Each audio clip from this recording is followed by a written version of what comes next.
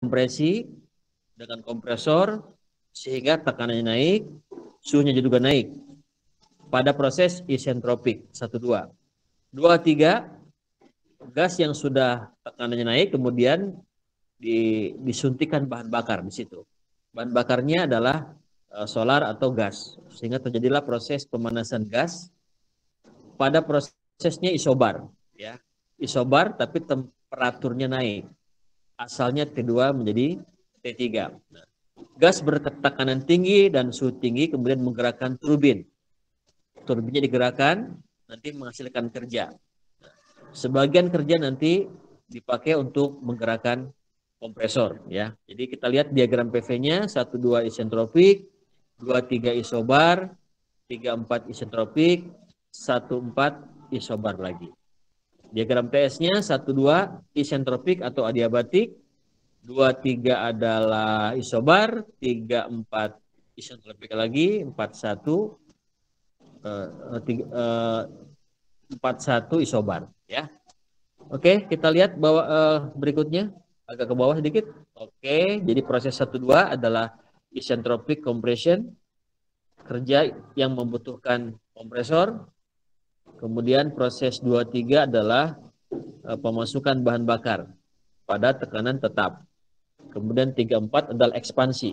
Jadi ketika gas bertekanan tinggi menggerakkan turbin, turbinnya berputar menghasilkan kerja. Ini adalah ini kejadiannya di PLTG, pembangkit listrik tenaga gas ya. Kemudian proses 41 adalah pelepasan kalor pada tekanan konstan. Jadi siklus Brayton ini berada di dua tekanan. Tekanan atas P2 sama dengan P3 dan tekanan bawah P1 sama dengan P4 ya. Jadi bekerja di dua buah tekanan, tekanan tinggi dan tekanan yang rendah. Terus ke bawah lagi, efisiensi untuk siklus Brayton adalah W neto dibagi Q in. Berapa kerja yang dihasilkan per panas yang dimasukkan. Sama dengan 1 min Q out per Q in. Karena W neto adalah Q in dikurangi Q out. Dibagi Q in jadi 1 min Q out per Q in. Sama dengan 1 min CP. Nah, karena kenapa CP? Karena dia tekanan tetap. CP T4 min T1 karena isobar. Yang Q-nya CP T3 min T2. Begitu. Oke. Kemudian berlaku rumus untuk adiabatik T1 per T2 sama dengan P1 per P2 pangkat K-1 per K. Ya, pangkat K-1 per K. Kemudian T4 per T3 sama dengan P4 per P3 pangkat K-1 per K. Atau dibolak-balik boleh T2 per T1 sama dengan P2 per P1 pangkat K-1 per K atau T3 per T4 sama dengan P3 per P4 pangkat K-1 per K. Jadi itu bisa sama aja ya begitu. Nah, kemudian karena P2 sama dengan P3 dan P4 sama dengan P1, maka T1 per T2 sama dengan T4 per T3 atau T4 per T1 sama dengan T3 per T2. Kemudian kita uraikan siklus Brayton ini sama dengan 1 min CP T4 min T1 dibagi CP T3 min T2. Atau T1-nya kita keluarkan, T1 sama 1 min T1 dikalikan T4 per T1 kurang 1 dibagi T2 dikalikan T3 per T2 kurang 1. Nah, gitu ya. Nah, karena T4 per T1 sama dengan T3 per T2, maka siklus Brayton ini yang dilihat hanya dua aja. 1 dikurangi T1 per T2. Gitu. Ya. 1 dikurangi T1 per T2. Nah, sementara T1 per T2 adalah P1 min P1 per P2 pangkat K min 1 per K. Oke. Rasio tekanan P2 per P1 adalah RP. RP, rasio pressure. Pressure ratio maka dibalik posisinya. Jadi 1 min 1 per P2 per P1 pangkat K-1 per K. Jadi artinya 1 min 1 per RP. Rasio tekanan pangkat K-1 per K. Nah, jadi itu ya. Itu adalah efisiensi untuk siklus Brayton. Rumusnya sangat sederhana. Di mana P2 per P1 adalah rasio tekanan. Oke, lihat soalnya. Ke bawah nih. Nah, turbin gas, siklus Brayton, langkah 1, kompresi isentropik udara dari 30 derajat Celcius dan 1 bar menjadi 9 bar. Kedua, pemasukan panas isobarik sampai 900 derajat Celcius, ekspansi isentropik kembali ke 1 bar, K-nya 1,4. Langsung aja pakai rumus. Efisiensi sama dengan 1 min 1 per RP-nya 9 per 1. Pangkat K-1 per K. Ya. Tahu jawabannya ya? Itu efisiensi siklusnya. Nah, gampang ya. Nomor 1 nggak usah, bukan PR. Nah, PR-nya nomor 2 sekarang. Nomor 2, turbin gas sebagai fluida kerja bekerja secara reversibel. Udara tersebut mengalami berturut-turut kompresi adiabatik tekanan 1 atmosfer dan temperatur 27 derajat Celcius menjadi 6 atmosfer. Kemudian proses 2-3 panas masuk ya. Kenapa panas masuk? Karena disuntikan bahan bakar. Panas yang diserap adalah 100.000 kilojoule per jam. Kemudian ekspansi adiabatik sehingga tekanannya kembali menjadi 1 atmosfer. Jadi setelah keluar dari combustion chamber, masukin ke turbin. Ekspansi adiabatik itu masuk turbin. Sehingga tekanannya turun. Asalnya 6 jadi 1 ya. Kemudian pendinginan pada tekanan tetap. Oke. Nah, jumlah aliran udara turbin kecepatannya 2 kmol per jam. Anggaplah udara bersifat gas ideal, CP udara sama dengan 29,1 kilojoule per kilomol Kelvin dengan K sama dengan 1,4 ya. Sekarang pertanyaannya adalah berapakah temperatur udara pada akhir kompresi, akhir pemanasan dan akhir ekspansi. Nah, kalau ada pertanyaan seperti ini, kita lihat dulu mana yang diketahui ya. P1 sama dengan P4, P2 sama dengan P6, P3. P1 sama P4-nya 1 atmosfer, P2 P3-nya 6 atmosfer, P1-nya 27 derajat Celcius atau 300 Kelvin. K-nya 1,4, Q-nya 100.000 kilojoule per jam. Nah, untuk temperatur T2 berlaku rumus T2 per T1 sama dengan P2 per P1 pangkat K-1 per K. Berapa P2 per P1? 6 per 1. 6, K-nya 1,4. T1-nya 300, maka T2 tahu kan. Itulah temperatur akhir kompresi. Berapa temperatur air pemanasan? T3. Rumus Q sama dengan NCP T3 min T2. Sehingga T3 adalah Q dibagi N bagi CP. Q-nya 100.000. N-nya 2 kmol per jam. CP-nya 29,1. Gitu ya. Tambah T2, jadi nanti dapat T3. Oke. Tentukan temperatur akhir T4. T4 sama dengan T4 per T3 sama dengan P4 per P3 pangkat K-1 per K atau efisiensi sama dengan 1 min 1 per RP pangkat K-1 per K. Nah, nanti tahu berapa efisiensinya. Terakhir, berapa kerja netonya? Efisiensi adalah W neto dibagi Q. Ya. Efisiensi tahu. Q-nya berapa? 100.000 tadi. Tadi 100.000 ya. Efisiensi tahu 100.000. 100.000 itu nanti dibikin kilojoule per detik ya. Itu kan masih per jam. Karena pertanyaannya adalah nyari W netonya dalam satuan kilowatt. Kalau kilowatt berarti kan kilojoule per detik. Oke, ada pertanyaan untuk materi ini? Jadi nanti yang PR adalah soal nomor 2 ya. Soal nomor 2 PR karena saya sudah kasih apa namanya? Cara menjawabnya. Ada pertanyaan? N-nya 2 ya, 2 kilomol. Kalau nggak ada, buka file berikutnya tentang energi Gibbs.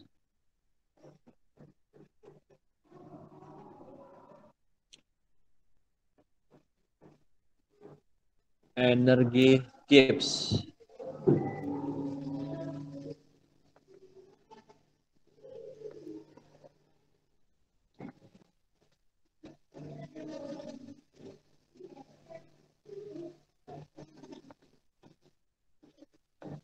Baik.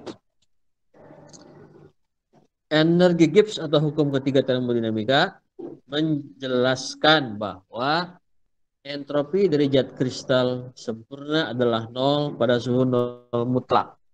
Jadi entropi itu nol mutlak itu suhu berapa? 0 Kelvin. 0 Kelvin itu berapa? Minus 273 derajat Celcius. Entropi itu katanya nol. Nol ketika nol mutlak. Seiring dengan perubahan suhu, maka entropinya meningkat. Kemudian dia meleleh, melting, entropinya naik. Kemudian naik lagi suhunya, masih fase yang sama, entropi naik lagi. Kemudian boiling, berubah wujud jadi uap, naik lagi entropinya, dan seterusnya. Jadi entropi itu bertambah seiring dengan perubahan temperatur dan perubahan wujud. Lanjut. Proses entropi spontan adalah di mana total entropi semesta antara entropi sistem dan lingkungan itu lebih besar nol. Entropi semesta juga dalam kondisi lebih besar nol ya. Kalau untuk yang spontan, yang kesetimbangan itu sama dengan nol. Ya. Kalau lebih kecil nol, itu adalah prosesnya tidak spontan atau susah bereaksi ya. Nanti energi Gibbs ini menyatakan tentang keberhasilan sebuah reaksi.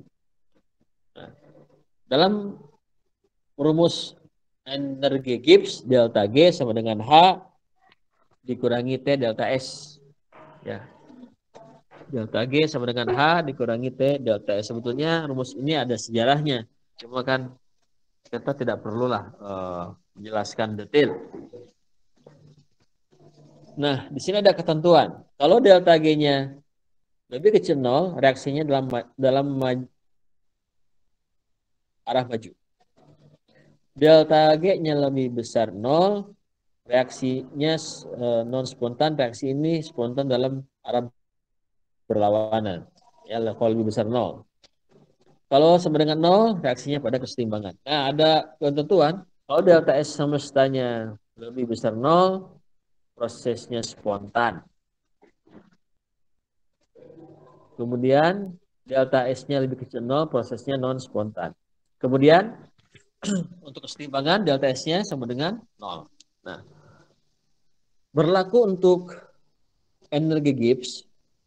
Energi Gibbs ini itu kebalikan dari entropi. Jadi kalau delta G-nya lebih kecil 0, prosesnya spontan. Lebih besar 0, prosesnya non spontan. Kalau G-nya sama dengan 0, prosesnya kesetimbangan. Gitu ya. Ini lawannya nih. Jadi kalau di entropi lebih besar 0 itu totalnya ya, maka dia akan spontan. Tapi kalau delta G makin negatif dia, maka makin spontan. Oke. Kita lihat kotak di bawah. Terus deh. Up.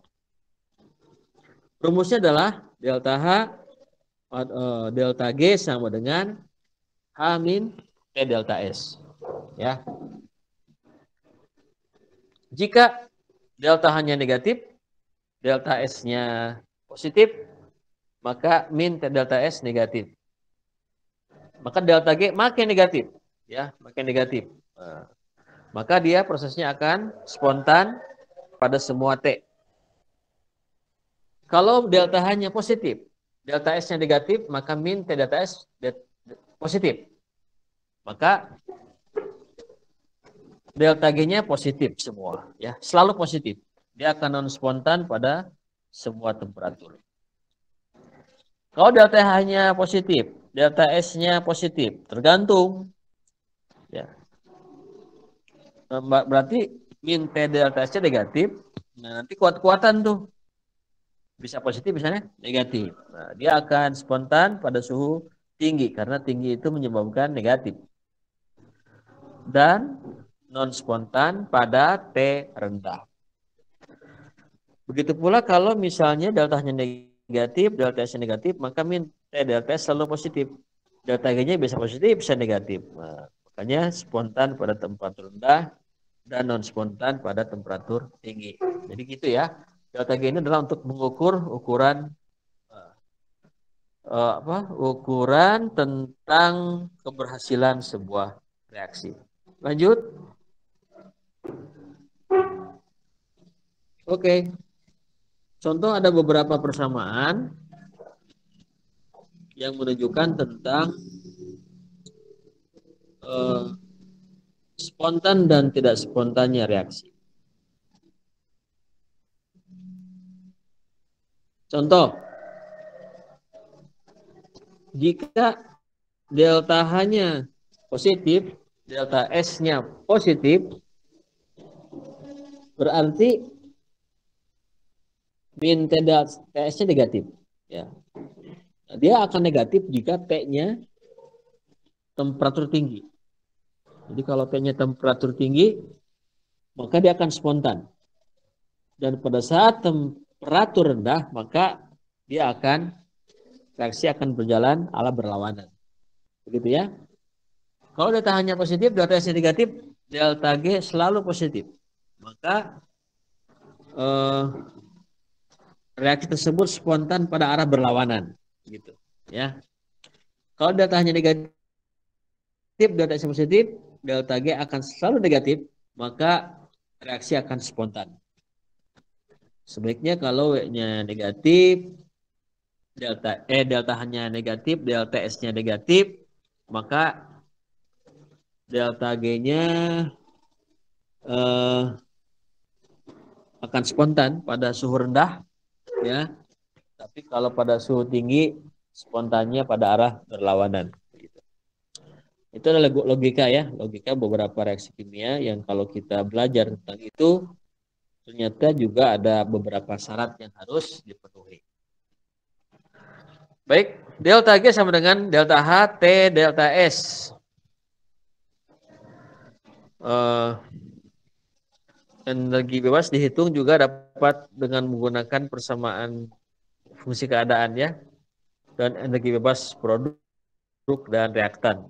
Jadi untuk mengukur delta G reaksi adalah sigma delta G produk dikurangi sigma delta G reaktan. Contoh ada soal C2H5OH tambah 3 oksigen jadi 2 CO2 plus 3 H2O.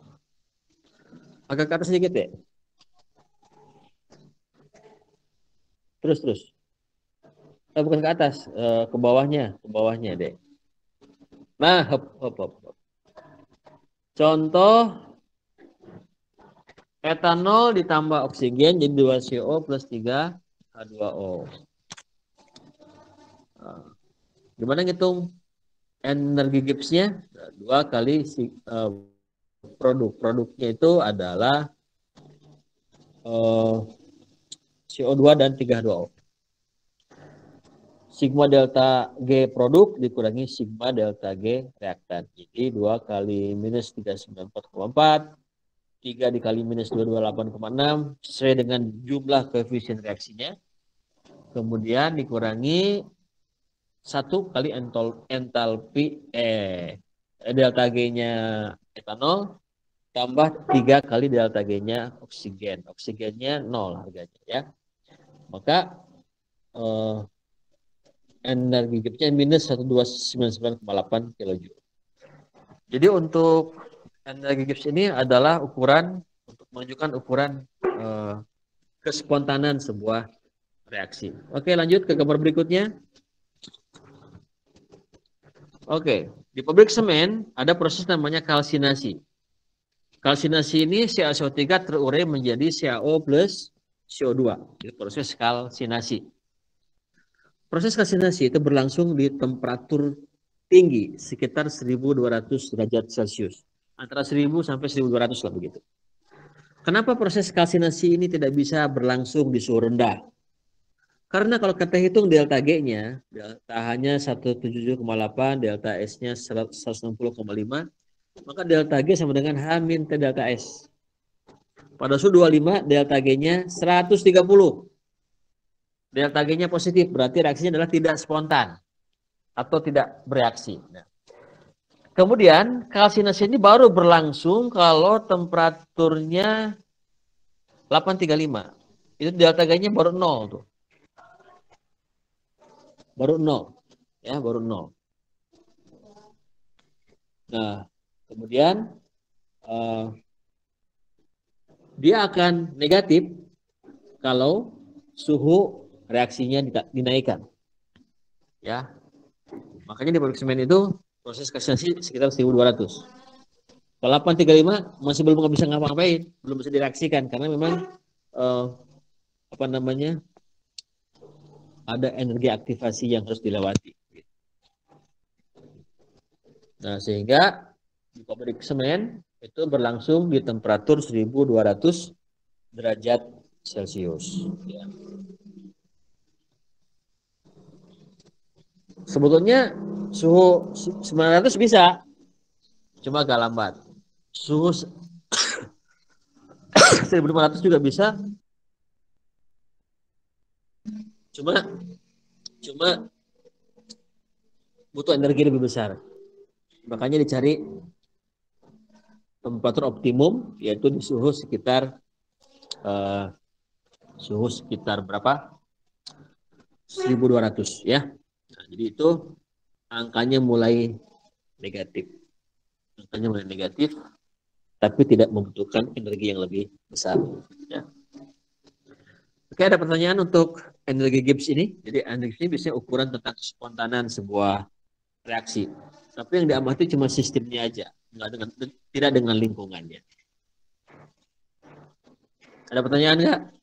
Silakan. Kalau nggak ada, kita masuk ke persamaan Clausius-Clapeyron. Kita punya 3 persamaan. G sama dengan H min TS. H sama dengan U plus PV. Dan U sama dengan Q min W. Rumus pertama, G sama dengan H min TS. Atau DG sama dengan DH min DTS. H-nya ganti jadi U plus PV.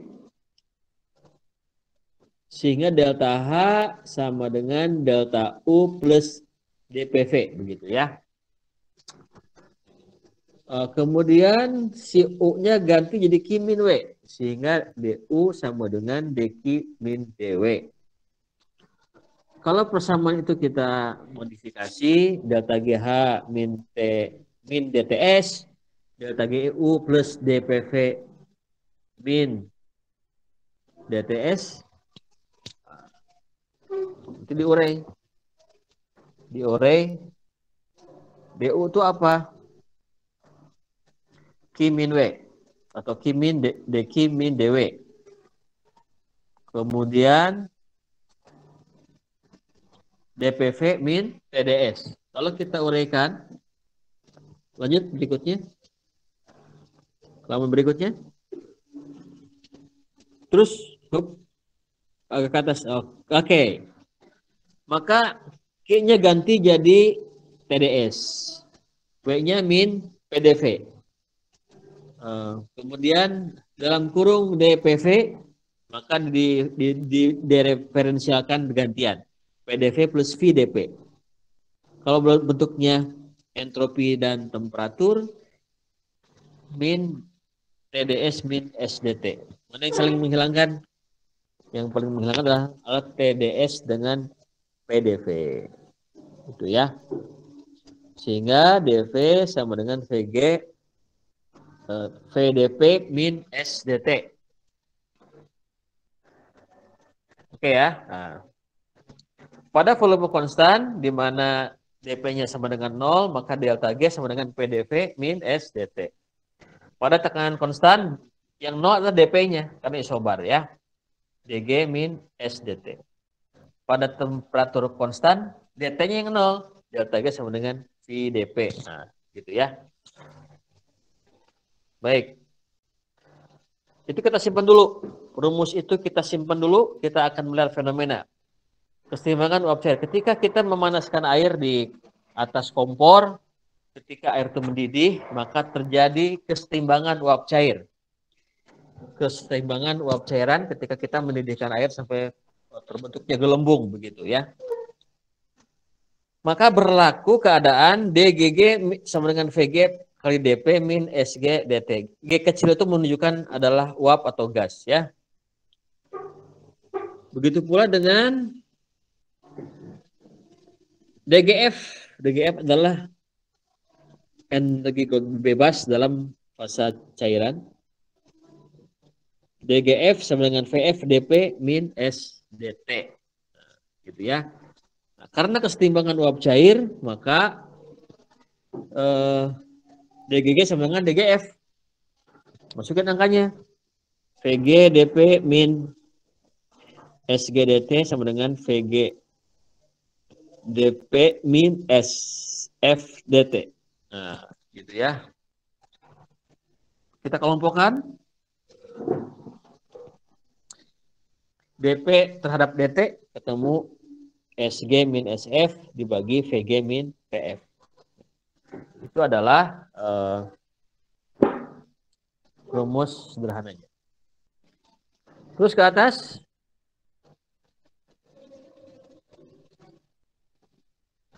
Nah, sekarang delta SV adalah entropi penguapan, di mana delta SV adalah SG min SF.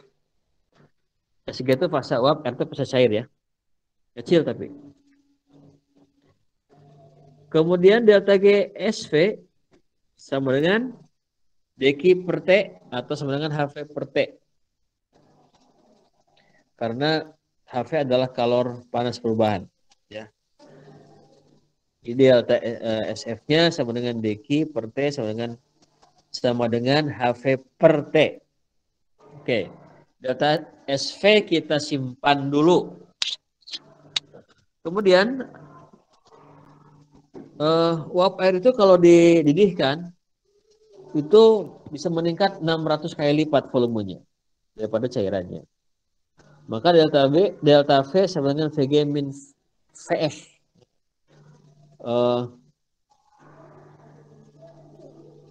VG itu apa namanya? Volume VG min VF itu volume ya, volume. Karena 1 mili air bila diuapkan akan menjadi 1000 mili, sehingga delta G lebih besar daripada VF ya. Sehingga VF-nya diabaikan. Maka VG berlaku persamaan delta V yaitu gas ideal ya. Berlaku gas ideal, jadi VG sama dengan RT per P. Begitu ya. Nah, kalau kita masukkan ke persamaan, dP per dt sama dengan SG min SF dibagi VG min VF. SG min SF-nya adalah kalor entropi penguapan. Yang bawahnya adalah volume gas aja, ya. Volume gas atau uap. Sama dengan delta S itu kan Q per T. Q-nya adalah sama dengan entalpi. Entalpi uap HV per T. VG-nya berlaku hukum gas ideal RT per P tanpa N ya. Volumolar berarti. Sehingga ketemu dP per dt adalah HV kalikan P dibagi RT kuadrat. Ya. HV kali P dibagi RT kuadrat. Dikelompokkan, tekanannya dipindahkan ke sebelah kiri, temperaturnya dipindahkan ke sebelah kanan. Nah, diperoleh dP per P sama dengan HV dt per RT kuadrat, kemudian diintegralkan terhadap dP per P itu ln ya, S ln ya, nanti jadi ln nanti. HV per R dikali T2 dt per T kuadrat antara 1 ke T2. Oke, lanjut. Nah, nanti kalau diintegralkan akan ketemu persamaan Clausius-Clapeyron.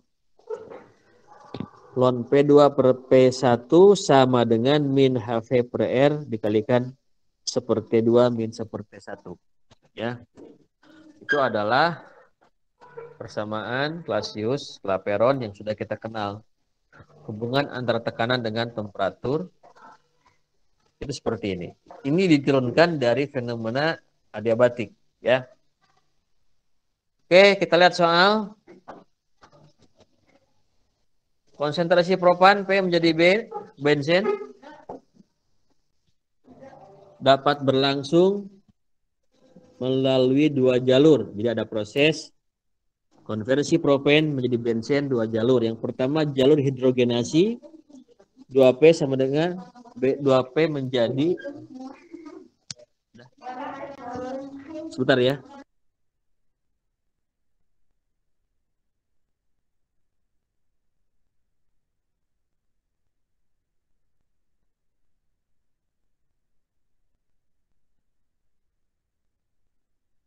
Maaf ya, ada yang mahasiswa ini nanya praktikum. Oke. Nah, kalau hidrogenasi 2P jadi B plus 3H2. Kalau jalur proses oksidasi 2P plus 1,5 O2 menjadi B plus 3H2O. Di tabel itu ada energi Gibbs untuk masing-masing senyawa. Ya, senyawa P, B, dan H2O yang ada adalah oksigen. Nah, nanti pakai rumus delta G reaksi sama dengan sigma delta G produk dikurangi sigma delta G reaktan. Nah, tiap jalur ada 3 temperatur. 298, 500, dan 700. Jalur kedua, oksidasi juga ada 3 temperatur, 298, 500, dan 700. Jadi ada 6. Ada 6 perhitungan delta G reaksi. Ya.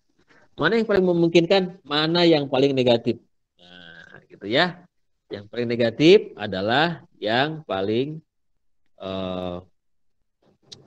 memungkinkan secara reaksi. Oke, udah ya.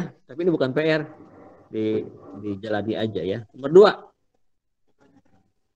2, diketahui CCl4 pada temperatur 25 derajat Celcius dan 55 berturut-turut tekanan uapnya 113,8 dan 373 mmHg.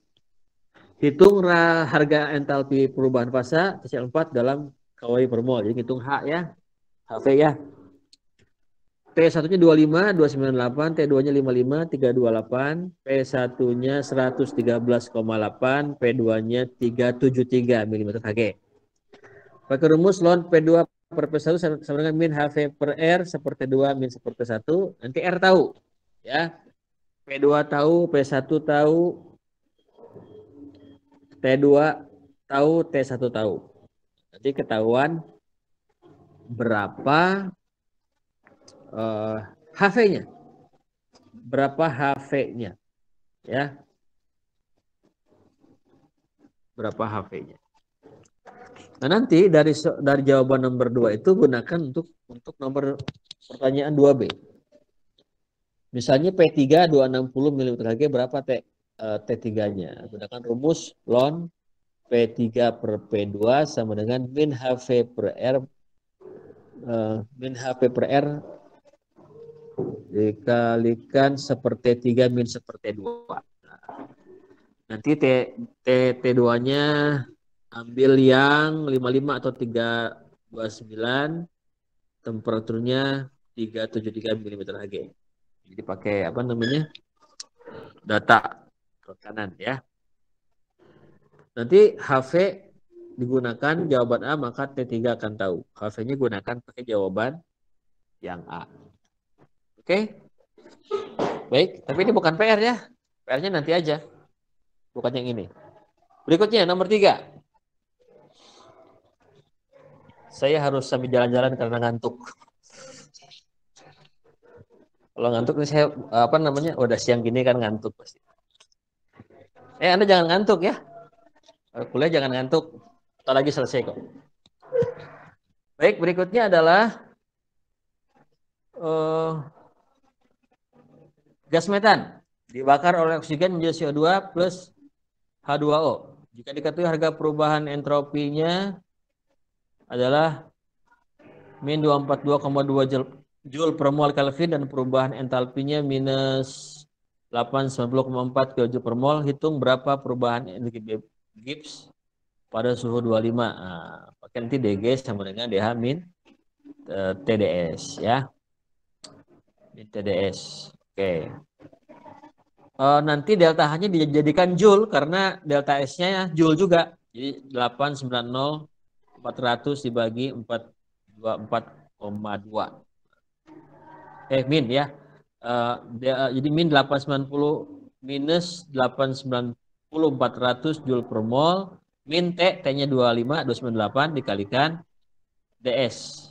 Min 424,2. Oke ya, gampang ya. Bukan PR ya, tinggal diteruskan aja nanti. Nomor 4. Nomor 4 ada kesalahan ya.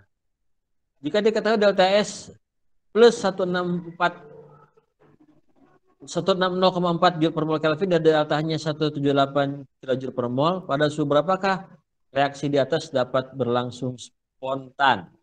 Artinya apa? Kita nyari dulu suhu di mana delta G-nya setimbang. Itu 0.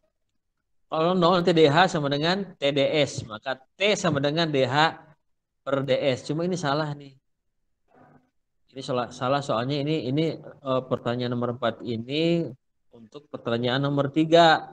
Ya, nyari T-nya. Jadi kalau ingin nomor 4 tuh diganti tuh.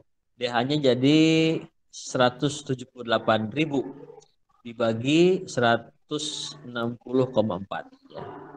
Tolong diperbaiki ya nanti ya. Ini nomor 4 itu salah, harusnya 178.000 karena jadi joule ya, dibagi 160,4 ya. 4. Sekitar berapa? 1000-an kalau nggak salah. 1000 berapa ya? 1000 berapa gitu. Nah, nanti diubah tuh jadi berapa. Nah, nanti dia akan spontan kalau di atas suhu itu. Di atas suhu itu. Oke ya, nanti diganti untuk soal nomor 4. Ya.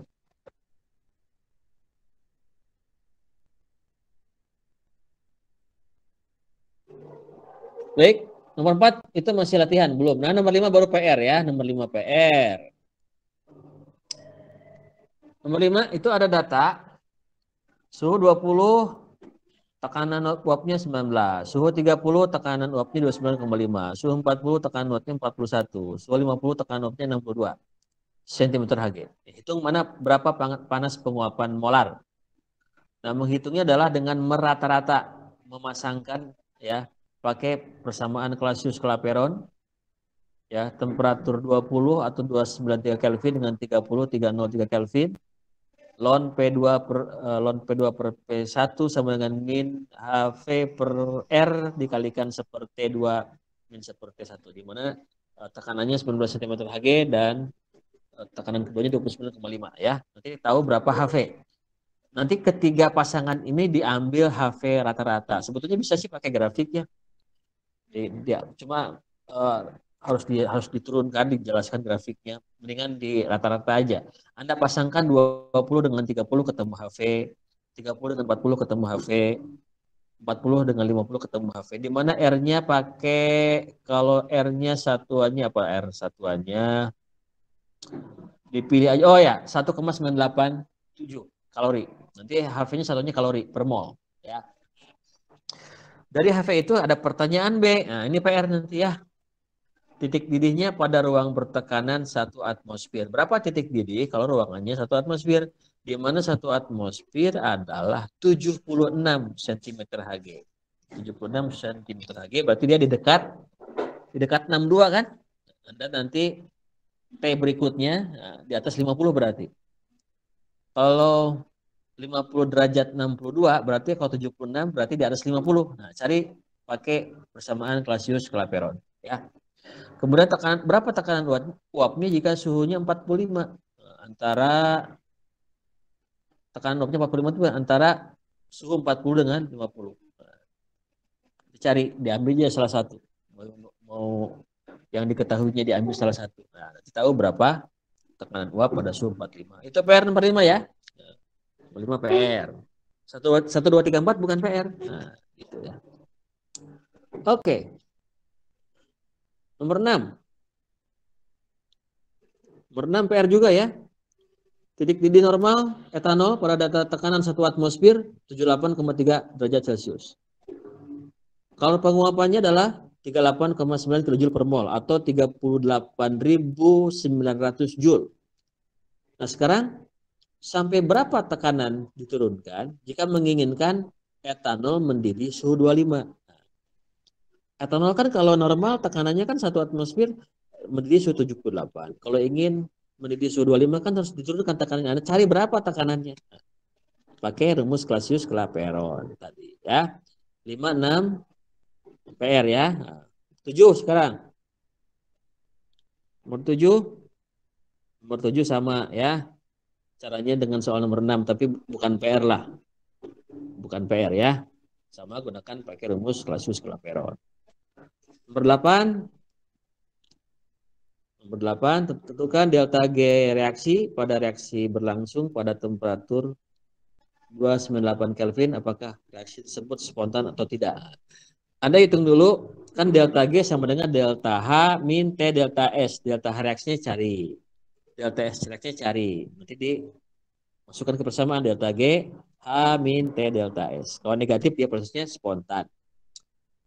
Sekarang jika temperatur delta S dan delta H relatif konstan, tentukan batas temperatur reaksi tersebut konstan. Nah, untuk menentukan batas konstan dan spontan dan tidak spontan, bikin delta G-nya 0 dulu. Kalau delta G H min T delta S, delta G-nya 0, maka delta H sama dengan T delta S. Atau T sama dengan delta H per delta S. Delta H-nya masukin, nanti ketemu suhu. Nah, tinggal nanti kalau dia ingin spontan, dia naikkan aja suhunya berapa. Ya. Nomor 8 PR ya. 8 PR. Nomor 9 nggak usah, bukan PR lah. Cari mana yang paling spontan ya.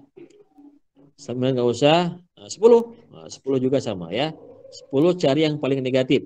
Pakai 2 jalur. Jadi soalnya yang untuk PR adalah soal nomor 5, 6, 8, 10. 5, 6, 8, 10 ya. Ada pertanyaan untuk energi Gibbs? Ada pertanyaan untuk energi Gibbs? Satu lagi, persamaan keadaan. Satu lagi persamaan keadaan. Oke. Cepat aja ya.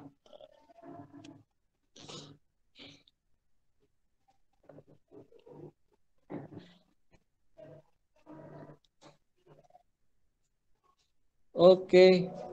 Sebetulnya materi ini adalah materi yang disampaikan oleh Pak Yunus, mungkin karena kelewat ya, tentang gas ideal. Oke. Gas ideal itu berlaku rumusnya PV sama dengan nRT atau PV sama dengan RT, di mana kalau N-nya hilang, V-nya dalam volume molar, volume per mol. Gas ideal ini berlaku jika untuk gas beratom tunggal tidak ada interaksi antar molekul. Jadi ketika mereka tuh ada dalam sebuah ruang, tidak ada saling tarik-menarik. Kalaupun tumbukannya lenting sempurna. Untuk gas beratom 2 berlaku gas ideal ini jika tekanannya sangat rendah di bawah tekanan kritik. Atau temperaturnya sangat tinggi di atas temperatur kritik. Temperatur kritik itu adalah temperatur di mana kalau dia berubah tuh ujungnya juga berubah. Sangat, sangat kritik. Berubah dikit aja pergeseran kalau pakai kurva diagram ya, diagram kesetimbangan, tekanan itu di ujung. Dia bisa bisa jadi liquid, bisa jadi uap ya, tergantung pergerakannya. Jadi kritik nanti. Nanti kita akan bahas di pertemuan minggu depan ya, membaca diagram termodinamika. Pokoknya begitu. Jadi hanya berlaku di bawah tekanan kritik dan di atas temperatur kritik. Jadi sangat rendah atau sangat tinggi itu baru berlaku gas ideal. Kemudian dalam gas ideal energi dalam U dan entalpi hanya dipengaruhi oleh temperatur. Ya. Oke, ini ada beberapa ketentuan tentang gas ideal. Gas ideal bersifat homogen, identik, tidak bisa dibedakan dengan molekul lainnya. Jadi identik ya. Jadi bukan heterogen. Kemudian gas ideal partikelnya dalam jumlah besar. Kemudian gas ideal bergerak lurus dengan kecepatan tetap dan arahnya random, acak. Ya. Partikel gasnya terdistribusi merata dalam sebuah ruangan. Jarak antar partikel lebih besar daripada ukuran atomnya atau ukuran partikelnya. Kemudian tidak ada gaya tarik-menarik antar atom atau partikel. Kalaupun tumbukannya lenting sempurna dan berlaku hukum Newton. Ya, oke, ke bawah lagi. Bawah lagi.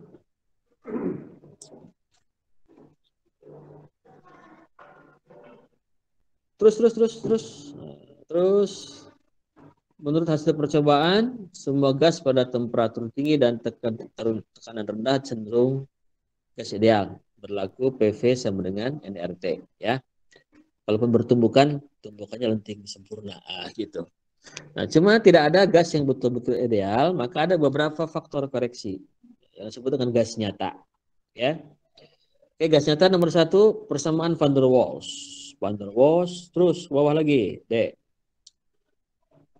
Oke, berlaku, lihat tuh persamaannya. P plus A per V kuadrat dikalikan V min B sama dengan RT. A-nya adalah interaksi molekul. Dia mengoreksi tekanan.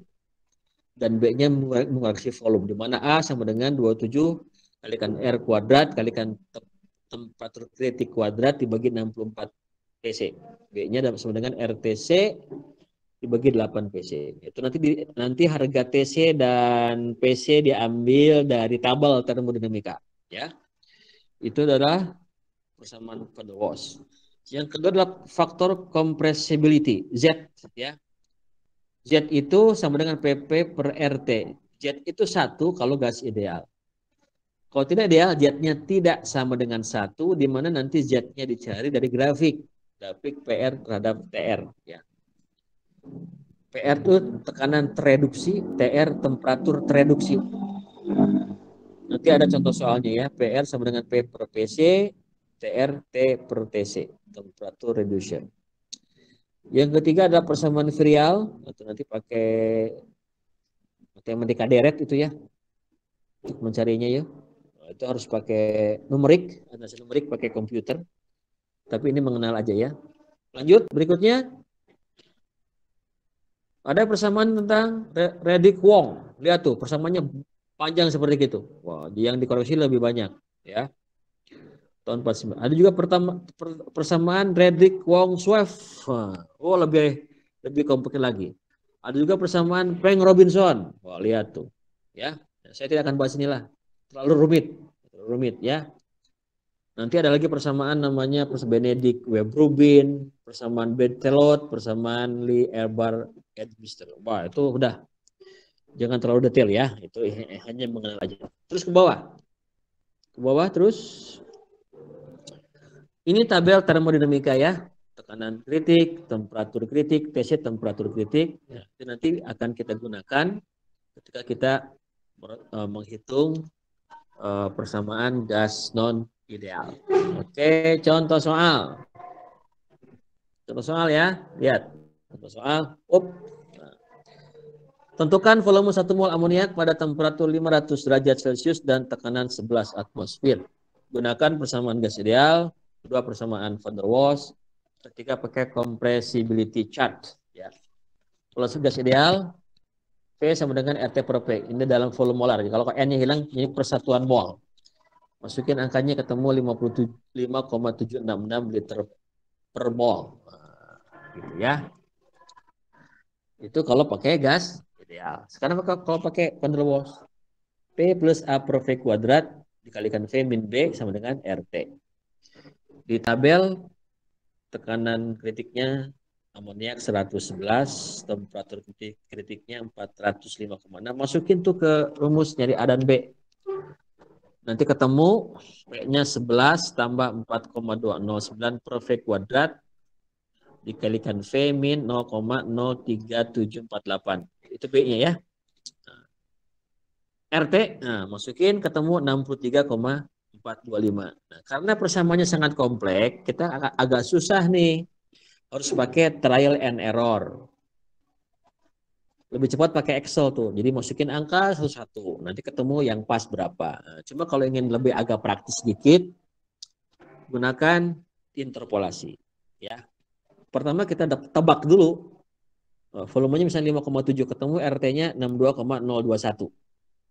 Tebakan kedua V sama dengan 5,8 ketemu RT 64,109. Nah, udah tengah-tengahnya kan? Kalau volumenya 5,7, RT-nya 62,021. Kalau V-nya 5,8, RT-nya 64,10. Nah, sekarang berapa V jika ingin RT-nya 63,425, berapa V-nya? Nah, pakai interpolasi. Oke, gimana enternya? Interpolasinya bagaimana? V kurangi 5,7 dibagi 5,8 min 5,7. Sama dengan 63,425. Bawah tuh, bawah. Terus ke bawah, terus ke bawah. Nah, gitu ya. Pakai kesetaraan, kesebandingan. Ya, V kurangi 5,7 per 5,8 min 5,7 sama dengan 63,425 min 62,021 dibagi 64,109 min 62,021. V-nya ketemu 5,7. 5,7 ya. 5,767. Kalau tadi 5,766. Beda dikit ya. Ya beda dikit. Ya itulah. Jadi ini adalah hampir dekat dengan persamaan gas ideal. Oke. Yang berikutnya ada cara grafik. Nyari jet. Kita dulu. Kembali ke atas. Oke. Pertama hitung dulu berapa tekanan tereduksi dan temperatur tereduksi. PR sama dengan P per PC. Tekanannya 11 dibagi 111, 0,099 atau 0,1. TR sama dengan T per TC. 773 dibagi 405,6, 1,9. Jadi kita punya harga PR dan TR. PR-nya 0,1, TR-nya 1,9. Nanti cari jet-nya. Gimana caranya? Ke grafik. Coba ke bawah, ada grafik di bawah tuh. Compressibility chart. Terus ke bawah, terus. Hop. Nah, ini grafiknya ya. Nah, jadi dari jet nih, dari jet. PR-nya 0,1. Lihat sumbu X 0,1, tarik ke atas, ketemu kurva kayak rambut terurai. Kayak rambut terurai itu. Nah, nanti cari di relnya 1,9. 1,9 itu nanti sekitar 2,0. Sekitar 2,0 ya, dekat itu dicari. Nah, kira-kira mendekati 1 kan. Nah, mendekati 1 hasil hitungan saya 0,98 ya. Jadi 0,1 PR-nya tarik ke atas vertikal ketemu dengan kurva yang kayak rambut. Kira-kira antara 2,0 dengan 1,5 ya. Nah, itu kira-kira 0,98. Oke, ya.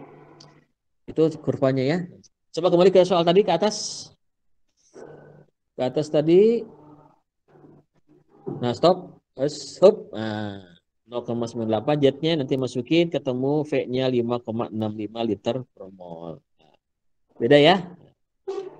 Memang persamaan gas nyata ini juga macam-macam ya. Mana yang paling Yang paling presisi ya mungkin yang pakai compressibility chart ya, karena dia dibandingkan dengan gas ideal ya.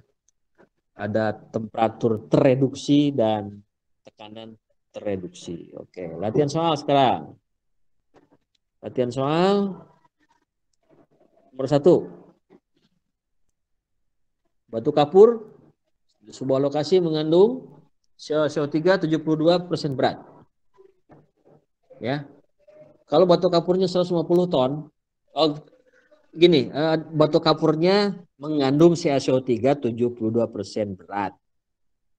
Tentukan berapa volume gas CO2 yang dilepaskan ke udara bila temperatur udara 30 derajat Celcius dan tekanannya 710 mm Hg.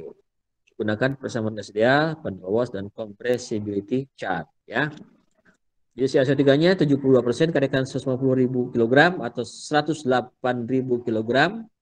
Berat molekul CO3 100 dibagi nanti jadi 1080 kilomol.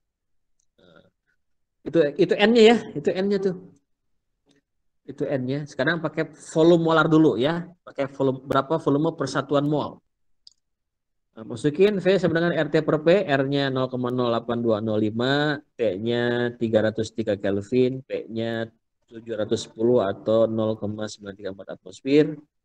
Masukin tuh, ketemu volume molarnya adalah 26,61 liter per mol atau 26,61 meter kubik per kilomol. Nah, gitu ya. Itu.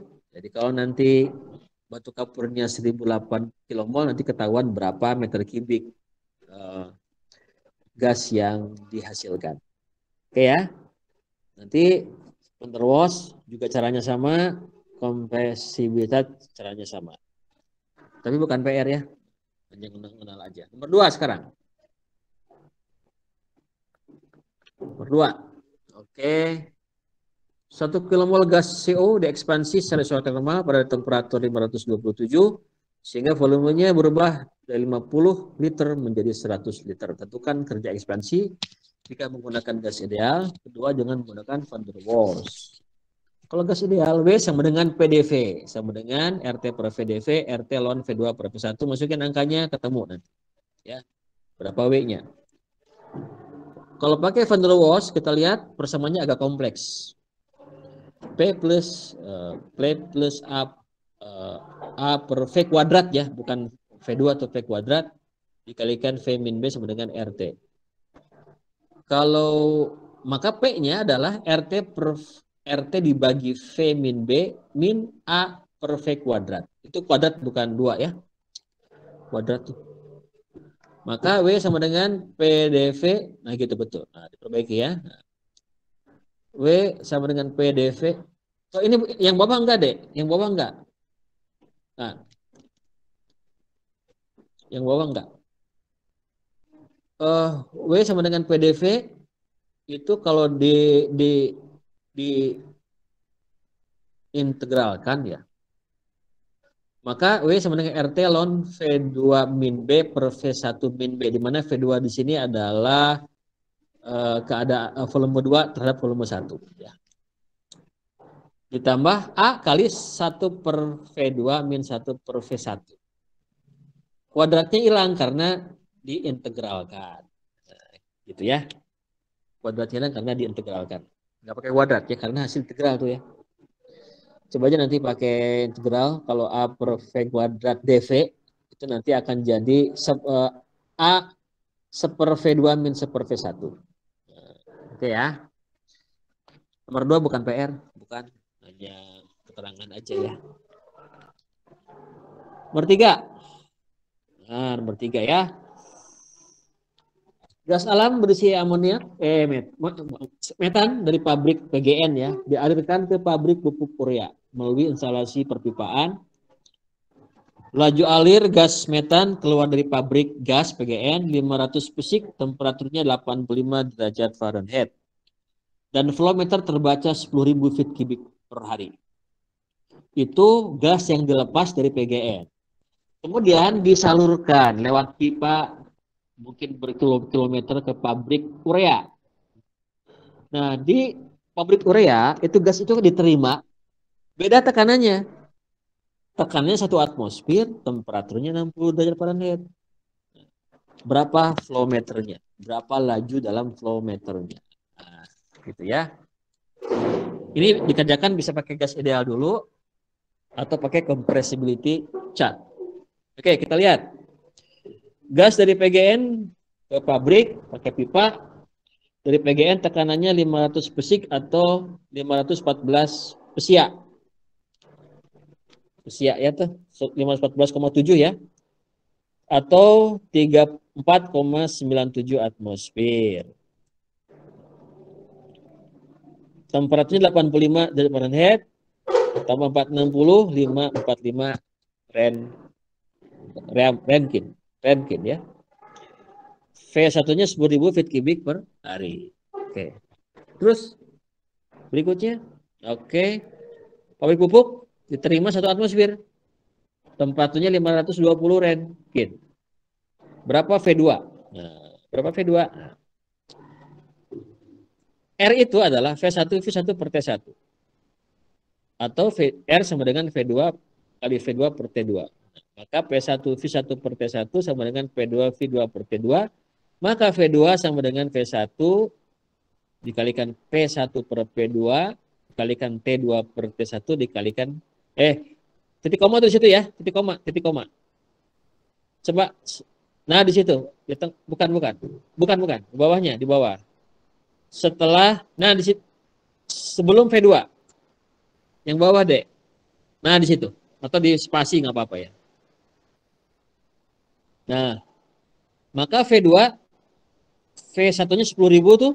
Nah, tekanan P1 34,97 per 1 520 bagi 545. Ternyata volumenya 333.659 feet kubik per hari. Ya. Lebih gede kan? Ya, karena tekanannya turun. Ya, dari pabrik 34 atmosfer diterima di pabrik gas urea 1 atmosfer. Kalau tekanannya turun, volumenya bertambah. Nanti bayarnya pabrik gas tergantung dari dia pada tekanan dan suhu berapa kan itu. Biasanya distandarkan ke kondisi STP ya, STP.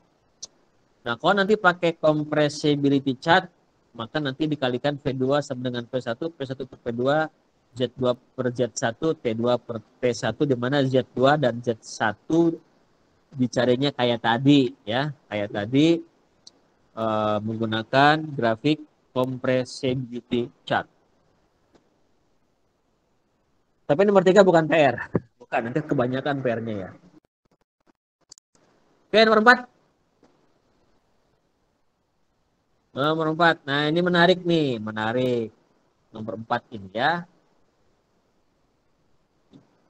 Campuran gas hidrogen dan nitrogen. Ini mohon maaf nih di Polban hujan ya, jadi kalau terganggu berisik mohon maaf ya. Jadi ada campuran N2 dengan H2 dalam kondisi stoichiometri ya. N2 plus 3H2 menjadi 2NH3. Campuran gas tersebut masuk pada tekanan 600 atmosfer, suhunya 77 derajat Fahrenheit dengan laju 200 feet kubik per jam. Masuk ke reaktor di mana bereaksi terkonversi 15%. Ya. Terkonversi 15%. Berarti nanti keluar reaktor ada amoniak produk, ada N2 sisa sama H2 sisa. Nanti gas keluar dari reaktor didinginkan melalui refrigerator dan mengkondensasi H2. Gas NH3. Jadi gini, kalau NH3-nya terbentuk nanti didinginkan, dia gembur duluan. NH3-nya dipisahkan. N2 dengan H2 yang tidak bereaksi direcycle ke depan, dicampur dengan umpan segar. Gitu ya. Pertanyaannya adalah hitung laju amoniak per jam. Per jam yang dihasilkan. Ya. Yang B, jika gas-gas keluar reaktor sebelum dikondensasi, maksudnya adalah N2, H2, dan NH3 yang terbentuk, memiliki tekanan 550 atmosfer dan temperatur 350 Fahrenheit. Hitung kecepatan gas dalam pipa jika menggunakan instalasi perpipaan 2 in. ngitung kecepatan gas keluar reaktor. Gitu ya. Baik. Kita lihat jawabannya. Sudah saya kasih jawaban nih. N2 dan H2 masuk reaktor pada perbandingan stoichiometri. Tekanan 600 atmosfer, temperaturnya 77,460, 537 Rankine, volumenya 200 feet kubik per jam. Tetapan gas idealnya menggunakan R-nya 0,73 atmosfer feet kubik pound mol per R. Masukin ke rumus gas ideal N sama dengan VV per RT ketemu 306 pound mol. Pound mol. Kalau itu campuran ya. Campuran antara N2 dengan H2, 306 pound mol. Karena N2 dengan H2 dalam perbandingan stoichiometri 1:3, berapa punya N2, berapa punya H2. Tinggal dijumlah aja, 1 tambah 3 sama dengan 4. Maka N2-nya 1/4, H2-nya 3/4. Maka perbandingan N2 dengan H2 1:3. Kalikan dengan volume total 306, jadi 76,5 pound mol. H2-nya 229,5 pound mol. Oke ya. Itu adalah komposisi gas N2 dan H2 masuk ke reaktor. Jika konversi reaksi 15%, ya, gimana? Berapa NH2 yang NH3 itu? Kita lihat. N2 yang bereaksi 0,15 kali 76,5 sama dengan 11,475 pound mol. Itu yang bereaksi itu. Cuma 15%. Berapa H2 yang dibutuhkan? H2 yang dibutuhkan adalah 3/1 kali 11,475 sama dengan 34,425 pound mol. Berapa amoniak yang dihasilkan? 2/1 kali 11,475. Ini hitungan stoichiometri biasa ya. 22,95 pound mol. Jadi jumlah amoniak yang dihasilkan adalah 22,95 pound mol. Kalau ingin jadikan pound, tinggal dikalikan dengan berat molekul amoniaknya. Ya. Oke, lanjut. Bawahnya. Oke. Nah, jadi nanti keluaran reaktor adalah N2 76,5 dikurangi 11,475 sama dengan 65,025. H2-nya 229,5 dikurangi 34,425, 195,075 pound mol. Amoniaknya 22,95. Dijumlahkan. Totalnya adalah 283,05 pound mol. Itu gas campuran. Nah, sebelum dikondensasi, gas-gas tersebut diukur. Ternyata tekanannya 550 atmosfer dan temperaturnya 350 derajat Fahrenheit. Hitung kecepatan gas. Kalau gas tersebut lewat pipa 2 in. Nah, gitu ya. Oke, kita hitung lagi pakai gas ideal. Keluaran reaktor 283,05 pound mol total. Maka berlaku V sama dengan nRT per P. Nah, nRT per P masukin angkanya, N-nya 283, sekian, R-nya 0,73, P-nya 810, tekanannya 550. Ketemu 304,3 feet kubik per jam. Terus ke bawah, Kalau ingin menghitung kecepatannya, maka dia harus dibagi dengan luas penampang pipa.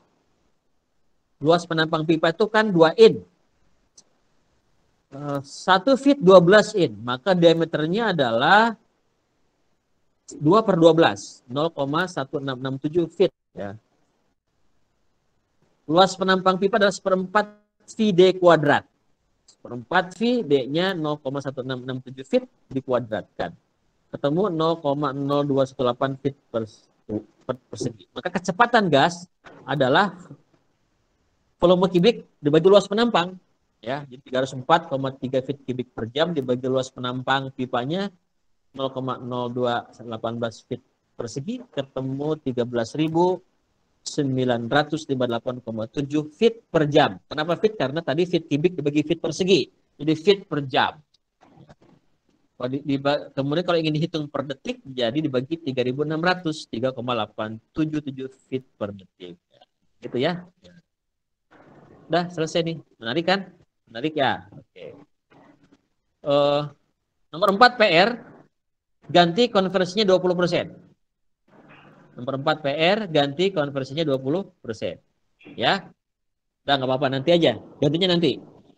Pokoknya nomor 4 PR ganti 20%. Terakhir nomor 5 baru PR. Nah, ya, PR gas 100 pon mol metan direncanakan akan disimpan dalam tangki pada temperatur 122 derajat Fahrenheit dengan tekanan 100 atmosfer. Tentukan volume yang dibutuhkan. V sama dengan RT per P ya. Pertama pakai gas ideal. Kedua pakai van der Waals, A-nya sudah dikasih tahu, B-nya gunakan cara yang tadi, C-nya pakai compressibility chart, pakai grafik ya. Nomor 5 PR berarti ya. Jadi nomor 4 PR-nya 20%, konversinya nomor 5 PR.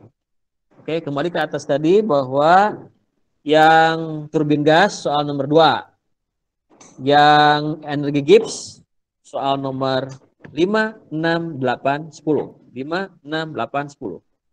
Yang persamaan konversinya 20% dan nomor 5 pakai compressibility apa? Nomor 5 ya, yang terakhir. Oke, ada pertanyaan? Boleh kita selesai hari ini?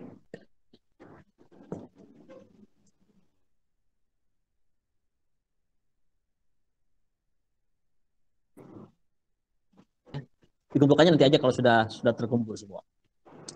Termo sih banyak hitung-hitungan. Ada pertanyaan? Terima kasih Netaya sudah menampilkan filenya. Ada pertanyaan enggak? Untuk saya tidak ada pertanyaan, Pak. Oke, terima kasih. Semoga sehat selalu, selamat berpuasa. Semoga puasanya lancar, sehat selalu. Terima kasih atas perhatiannya. Doakan orang tua kalian supaya sehat, panjang umur, mudah rezekinya. Untuk orang tua kalian yang sudah meninggal dunia, doakan juga ya supaya dikuburnya bahagia. Doakan juga guru-guru kalian yang sudah mengajarkan ilmu, karena tidak semua guru hanya sekadar mengajar, tapi juga mendoakan para muridnya. Ya. Terima kasih atas perhatiannya. Mohon maaf ada kesalahan. Assalamualaikum warahmatullahi wabarakatuh.